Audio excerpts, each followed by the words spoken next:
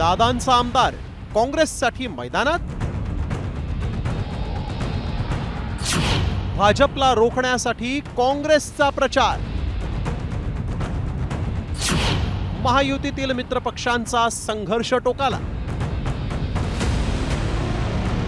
गळ्यात काँग्रेसचं उपरणं घालून काँग्रेस उमेदवाराच्या प्रचारासाठी गल्लोगल्ली फिरणारे हे आहेत अजित पवारांच्या राष्ट्रवादीचे आमदार सुनील शेळके।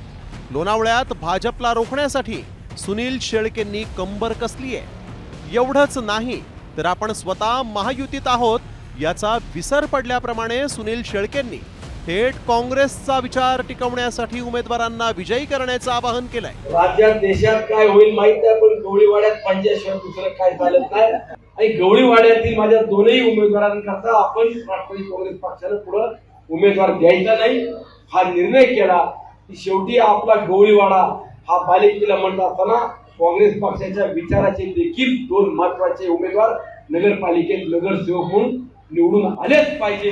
खरं तर अजित पवारांची राष्ट्रवादी सत्ताधारी महायुतीत आहे, मात्र स्थानिक स्वराज्य संस्थांच्या निवडणुकीमध्ये कधी कसं समीकरण तयार होईल हे काही सांगता येत नाहीये। कारण लोकसभा आणि विधानसभा निवडणुकीत एकमेकांचे वाभाडे काढणारे, एकमेकांचं करिअर उद्ध्वस्त करण्याची भाषा करणारे नेते आता मात्र एकत्र आलेत। मात्र एकमेकांचे कट्टर दुश्मन नेमके कुठे कुठे एकत्र आले पाहूया। शिराळा आणि जयसिंगपूरमध्ये शिंदे सेनेच्या विरोधात धनंजय महाडिक, सतेज पाटील एकत्र। चाकणमध्ये अजित पवारांच्या राष्ट्रवादी विरोधात शिंदे सेना आणि ठाकरे सेना एकत्र। कणकवलीत शिंदे सेना ठाकरे सेना एकत्र। कागलमध्ये हसन मुश्रीफ आणि समरजित सिंग घाटगे एकत्र।